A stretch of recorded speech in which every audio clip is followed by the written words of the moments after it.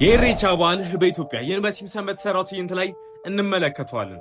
በስፕሪንግፊልድ የዜና ክፍል ውስጥ ኬንት ብሮክማን በሰበር ዜና ኢትዮጵያ የኢሬቻን የምስጋና በዓል እያከበረች ነው፣ በአዲስ አበባና በቢሾፍቱ ሚሊዮኖች ተሰበሰቡ ሲል ይዘግባል። የቢሾፍቱ ጎዳናዎችም በድንገት ነጭ ባህላዊ ልብሶችን ለብሰው አረንጓዴ ሳር በሚያውለበልቡና ውሃ በሚያፈሱ ሰዎች ይሞላል። ሆሜርም ሳር ይዞ ግራ በመጋባት ይህን መብላት እችላለሁ ሲል ይጠይቃል። ማርጅም ኢሬቻ ስለ ሰላም አንድነትና ምስጋና የሚከበር የኦሮሞ በዓል ነው ስትል ትናገራለች።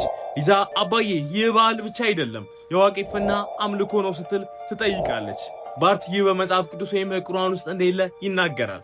የክርስትና ሰባኪውም ለጌታና ለአምላክ ብቻ ስገድ፣ እርሱም ብቻ አምልክ በማለት ይሰብካል። ኡስታዙም አላህ የሽርክን ኃጢአት ይቅር እንደማይል ያስጠነቅቃል። ሆሜርም ኢሬቻ ባህላዊ ሊሆን ይችላል፣ ወደ አምልኮነት ሲቀየር ግን ከመጽሐፍ ቅዱስና ከቁርአን ጋር ይጋጫል ሲል ይናገራል።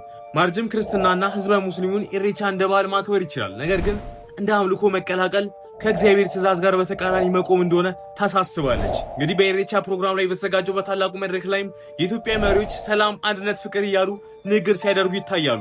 ሰማዩ በርጭት እና ከተማው በሙዚቃ ይደምቃል። ስለዚህ ሲምሰን ትዕይንት ምን ያስባሉ?